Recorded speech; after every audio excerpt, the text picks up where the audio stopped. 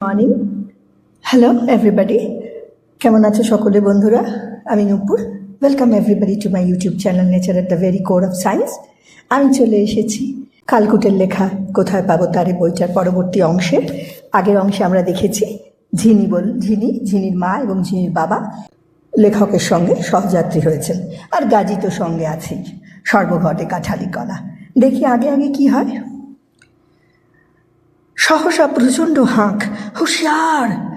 Launch উল্টো পাড়ের সীমায়, জোয়ারের জল থই থই, উঁচু বাঁধের কাজ ঘেঁষেই লঞ্চ দাঁড়ায়, তার যন্ত্র বন্ধ হয় না। খালাসি হুঁশিয়ার বলে মোটা তক্তা এক ধাক্কায় পাঠিয়ে দেয় বাঁধের ওপরে।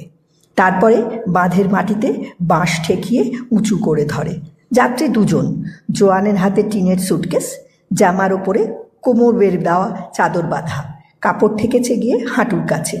আর এক হাতে ধরা বছর কয়েকের ছেলে, তার গায়ে জামা আছে কিন্তু তলায় কেন কিছু নেই কে জানে। ওদিকে নাকের ফুটো দিয়ে দড়ানি ভেসে যায়। যাত্রীদের ওঠার পরেই আবার তক্তা টেনে দেয় খালাসি। লঞ্চ মাঝদরিয়া নিশানা করে দক্ষিণে ভেসে যায়। যত দূরে চোখ যায় নদী আর উঁচু বাঁধ। পশ্চিম তীরে তবু কিছু গ্রাম চোখে পড়ে। আম জামের মাথা ছাপিয়ে সুপারি, তাকে ছাপিয়ে নারকেলের মাথা দোলানো। তাও যেন মনে হয় গ্রাম অনেক দূরে। নদীর ধারে তাকে বেঁধে রেখেছে উঁচু পাড়। পাড়ের আড়ালে আড়ালে গ্রামের বাইরে বাইরে পাকা কিংবা আধ পাকা সবুজ পাংশু ধানের ক্ষেত। পূব দিকেতে উঁচু পাড়ের আড়ালে মনীষী চোখে যত দূর দেখো কেবলই ধান। জনপদে ঘরে ঘরে এত যে নাই নাই, এখানে সে খবর নাই। এখানে সে যেন দিকজোড়া দাদা কর্ণ। আর দেখো তার সবুজে পাংশু ছোপ অথইয়ের বুক থেকে মাঝে মাঝে একটা লম্বা তীর যেন সোজা আকাশে উঠছে। উঠতে উঠতে হঠাৎ ধনুকের মতো বেঁকে গিয়ে ছড়িয়ে ছিটিয়ে ছত্রখান হয়ে যাচ্ছে। পাখিগুলোর নাম কি কে জানে। দূর থেকে দেখি যেন হাজার প্রজাপতি উঠছে, উঠতে উঠতে আবার ঝাঁপ খেয়ে ধান খেতে ডুব দিচ্ছে। হয়তো বন চড়াইয়ের দল, ঘরেতে ওদের মন নেই, বনভোজনে মত্ত। তবু এ নদীর পাড় যেন কেমন খাঁ খাঁ করে। চ্যাংড়া চ্যাংড়া মাটির ঢিবি নদী বন্ধন করে দাঁড়িয়ে আছে। কোথাও তার তেমন সবুজের সম্পর্ক নেই। মাঝে মাঝে দু চারটে ঝাড়ালো গেমো গাছ, কোথাও নাম না জানা জলজ জঙ্গল। যেখানে পাড়ের নিচে কিছু কিঞ্চিত জমি জলে ডোবেনি, সেখানে গাং শালিকদের নিঃশব্দ ঠোঁট খোঁচানো। এত বড় একটা জলযান যে দু পাড়ে শব্দ ছাড়িয়ে যায়, একবার তাকিয়ে দেখে না। বোধহয় পাঁকের পোকাশালে বসে রোজ দেখাশোনা করার ব্যাপার। যত ভয় তো অচেনাকে, ওই জল ভটভরিয়াকে দেখা আছে। প্রথম ডিম ফেটে বেরিয়েই দেখেছি। বাবু! কানের কাছেই ডাক শুনে ফিরে দেখি গাজীর বাবড়ি বাঁধা পাগড়ি আমার মুখে লাগে প্রায়। বলে, কেমন বোঝেন বাবু? তার চোখে ঝিলিকে যেন রহস্য। ভুরু নেচে ওঠে। কি বোঝার কথা বলে গাজী? কথা আসে কোন বায় থেকে? জিজ্ঞেস করি, কিসের? গাজী ঘাট দুলিয়ে দূরের দিকে দেখিয়ে বলে, এই ভেসে পড়া। ভুলে গিয়েছি এই ভেসে পড়া গাজীর মতলবে। ভালো লাগা মন্দ লাগার দায় এখন তার কাঁধে। হঠাৎ কোনো জবাব দিতে পারি না।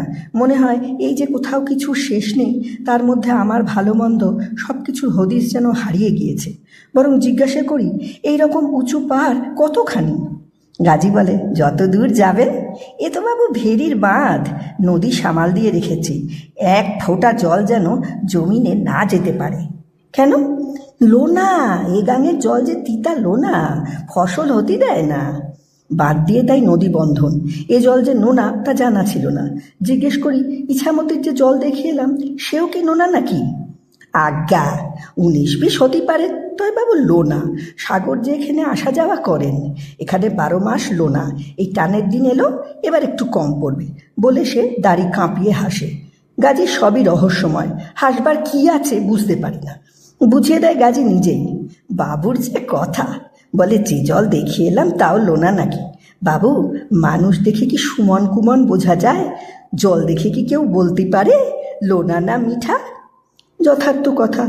নিজের বাস মিঠা জলের কূলে, গঙ্গার ধারে বসত। টানের দিনে সে জলের যেমন রং, এ জলেরও সেই রকম। তার জোয়ার ভাটার যেমন তরঙ্গ, সেই তরঙ্গে রোদ যেমন চলকায়, এখানেও তো সেই রকমই দেখি। লোনা মিঠার স্বাদ নদীর গায়ে লেখা নেই। হ্যাঁ, কথাটা ভেবে দেখতে গেলে ঠিক বলেছ তুমি। বলে একটু লম্বা টানের হাসি। কথা ধরেছেন গলাবন্ধ কোট, কেশ বিভাগী মাঝ মাথা, তিনি যে আমার মুখোমুখি সেই ধ্যান নেই। অবাক হয়ে লাভ নেই, বিলক্ষণ দেখতে পাচ্ছি কেশ বিভাগী মাথা দুলছে, যেন গাজীর সঙ্গে তাঁরও রহস্য চলছে। তারপরেই ডাক দিয়ে বলেন, শুনছ? এই যে ওরে ঝিনি, জানিস তো এ জল কিন্তু লবণাক্ত, মানে সি ওয়াটার যাকে বলে। ওপাশের বেঞ্চ থেকে দুজনা চোখ ফিরল বটে, পরমুহূর্তে নিজেদের মধ্যে চোখাচোখি। যুবতীর হাসির মধ্যেও লতা যেমন বাতাসে কাঁপে, তেমনি ভুরু কেঁপে যায়। সেই কাঁপনে হাসির ছটা নেই, ক্ষোভের বক্রতা যেন। প্রৌঢ়াও যেন একটু নাক ছাবিতে ঝিলি খানেন, গলাবন্ধ কোটকে যেন বিদ্ধ করতে চান। তাতে এই ধারণা হয় সি ওয়াটার লবণাক্ত কিনা সে ভাবনার থেকেও অন্য কোনো লবণাক্ত ভাবনা সেখানে রয়েছে। কিন্তু কেশ বিভাগী মাথাখানিতে দরিয়ার ঝলক এনে তখন তিনি আমাকে লক্ষ্য করছেন। ইয়েস, রাইট, সল্ট ওয়াটারে ক্রপ নষ্ট হয়ে যায়, 100% কারেক্ট। বলার ধরনটা যেন গাজীর কথায় আমার প্রত্যয় হয়নি, তাই প্রত্যয় সিদ্ধ করার দায় ওর কাঁধে। ঘাড় নেড়ে জানাতে হয় কথাটা উনি যথার্থই বলেছেন। এ জল সল্ট ওয়াটার, এতে ক্রপ নষ্ট হয়। তার চেয়ে দেখি গাজী গলাবন্ধ বাবুকে হাঁ করে দেখছে। মুর্শেদ হাফিস গোসাবা যাত্রী বাবুর কথা বীজ মন্ত্রের থেকে কঠিন। তা হোক, প্রৌঢ়া আবার উল্টো আসনের দিকে মুখ করেছেন, মনে হয় ব্যাপারটা বুঝিয়ে ছাড়বেন। কে জানতো এই মানুষে কোন মানুষ আছে। শুকু ছাড়ো, দরিয়ার জল দেখলেই তার স্বাদ বোঝা যায় না। বললেন, টাকিতে হাঁদুও ঠিক এই কথাই বলেছিল, বুঝলে? এই যে দেখছো বাঁধ, উঁচু উঁচু ঘেরির বাঁধ। গাজী বাইরের থেকে জানালা দিয়ে মুখখানি আর একটু তুলে তাড়াতাড়ি বলে, ঘেরি নয় বাবু, ভেরি, ভেরির বাঁধ। কিন্তু সেটা কোনো কথা নয়, এখন বিষয়ে আসা গিয়েছে। গাজীর দিকে হাত তুলে উল্টো আসনের দিকে ফিরে বলেন, ওই হলো ঘেরি আর ভেরি, তোমাদের কোনোটারই কোনো মানে হয় না। বাঁধের আবার ঘেরি আর ভেরি, তা বুঝলি ঝিনি? এতেই প্রমাণ হয় লবণের একটা ক্ষয় করবার ক্ষমতা আছে। এই পর্যন্তই। সহসা প্রৌঢ়া সিন্দুর বিন্দুতেই যেন ধমক বেজে ওঠে, কি তখন থেকে ঝিনি ঝিনি করছো, অলকা বলতে পারো না? বলেই একবার খোপের ভিনযাত্রীকে দেখে নেওয়া। আহা, এবার শোনো গূঢ় কথা।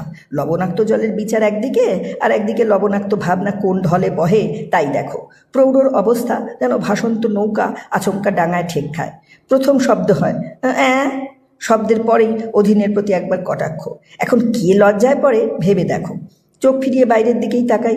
সত্যিই তো, তখন থেকে ঘর করতে অষ্টপ্রহরের নাম ধরে ডাকা কেন? বাইরের লোকজনের সামনে কি পোশাকি নামটা বলা যায় না? ভিনযাত্রী, তুমি না হয় ঝিনি নাম ধুয়ে জল খাবে না, ঘরের লোক হয়ে তুমি ঘরবারটা বজায় রাখবে তো? একটা সাব্যস্ত বলে কথা আছে। গাজীর চোখে মুর্শেদ আকুল, তার গোঁপদারির ফাঁকে হাঁ মুখে জিভখানি দেখা যায়, যেন সে আমাকে চোখে জিভে দুয়েতেই দেখে। দেহতত্ত্বের রহস্য থেকেও বড় রহস্য কি যেন ঘটে গেল, ধরতে পারল না। প্রৌঢ় ততক্ষণে আবার ধরতাই ধরার তাল করেন। ও, সেই কথা বলছো? মনে থাকে নাকি সব সময়? আচ্ছা, অলকাই বলা যাবে। তোদের আবার আবার ঠেক বোঝা যায় ইশারা হয়েছে। ভিনযাত্রীকে চোখ দিয়ে দেখিয়ে সীমন্তিনী চুপ, ধমকে চুপ করান। বোধহয় সেই জন্যই প্রৌঢ়র গলায় পুরনো কথার জোর, যেন সহজ গলাতেই বলছেন, হ্যাঁ ওই আর কি, নুনের কথা হচ্ছিল। নুন দেখবে লোহা পর্যন্ত খইয়ে দেয়। এই যে বাঁধ দেখছ, ওই নোনা জলের জন্যই। তা নইলে তো ধান কিছুই হতো না। মনের দোষ, চোখ ফিরিয়ে দেখতে ইচ্ছা করে উল্টো দিকে সারা কেমন, কিন্তু পারা গেল না। ভিতরে যেন কোথায় ভিনযাত্রীর আত্মসম্মান টনটনে হয়ে ওঠে, অথচ তার মধ্যেই কোথায় একটা কুলুকুলু শব্দ বাজে। তবে সাবধান, হাসি নিষেধ। গাজীকে জিজ্ঞেস করি, এ নদীতে ঘাট নেই? কেউ চানও করে না? এখন এক চোখের পীড়া, মনেও সেই পীড়া লাগে। লোনা বলে কি সেই দরিয়ার কূলে মানুষের ছায়াও পড়তে নেই? গাজী ভুরু তুলে চোখের ফাঁদ বড় করতে চায়, বলে, দোহাই মুর্শেদের, অমন কথা কবেন না বাবু। এ জলে যে সমন আছে। সমন? সে আবার কি, কুমির নাকি? না বাবু, কুমির নয়, কামট। সেটা কীরকম? সে বাবু বেজায় রকম। কুমিরের মতন উনি ডাঙায় ওঠেন না, জলে ডুবে ডুবে ধারে কাছে ঘোরাফেরা করেন। একবার কেউ নামলি হয়, যেটুকুন পাবেন এক গড়াশি সাপড়ে নিয়ে যাবেন। খোপের ঘরে ভয়ের ডুকরানি, মাগো! তাকিয়ে দেখি ঝিনি বলো অলকা বলো, ভয়ে শরীর হিলহিলানো। গাজীর দিকে কাজল কালো চোখে যেন আস্ত কামড় ভেসে আসে। প্রৌঢ়ারও সেই অবস্থা। গলাবন্ধ কোটের হাল দেখবার আগেই গলা বেজে ওঠে, ডেঞ্জারাস, হাঁদু বলেছিল বটে। ততক্ষণে গাজী আবার ধরে দিয়েছে, তা বাবু, যার যেখানে বাস নাকি বলেন, এদিককার গোটা গাং জুড়ে ওঁদের রাজত্ব। কুমির মশাইয়ের থেকে ওঁরাও বুদ্ধিশুদ্ধি কিছু কম ধরেন না। এই যে মোটার লাঞ্চখানি চলছে, চলে গিয়ে দেখেন ওঁরাও সঙ্গে নিয়ে চলছেন। কেন? যদি আজ্ঞা মানুষ জানোয়ারটা পরে ওর একটু ভোজ হয়।